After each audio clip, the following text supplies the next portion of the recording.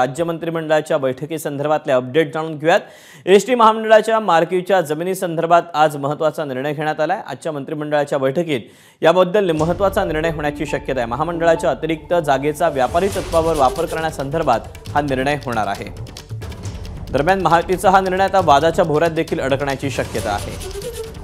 आपण अपडेट जाणून घेऊयात। राजू सोनवणे आपल्या सोबत आहे।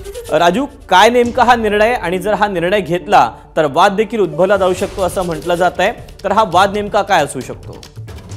पाहतो आपण एसटी महामंडळाच्या महत्त्वाच्या जागा राज्याला मिळतात। शहर असेल किंवा अगदी ग्रामीण भागामध्ये प्रत्येक तालुक्यामध्ये जिल्ह्यामध्ये ह्या जमिनी आहेत आणि या जमिनी आता यांचा व्यापारी निर्णय बैठकीमध्ये होणार आहे। मात्र याचा विकास करण्यासाठी जे आहे ते खाजगी विकासकाला देणार की आणखी काय करणार हे स्पष्ट झालेलं नाही। त्यामुळे जर खाजगी विकासकाला दिलं तर साहजिकचपणे जे आहे तो मोठा वाद निर्माण होण्याची शक्यता आहे।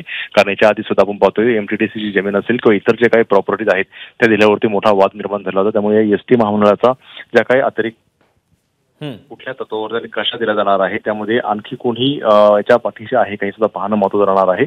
त्यामुळे कॅबिनेटची बैठक संपल्यानंतर स्पष्ट होईल की नेमका हा निर्णय काय आहे आणि ह्या जागा कोणाला विकसित करण्यासाठी जाणार आहेत।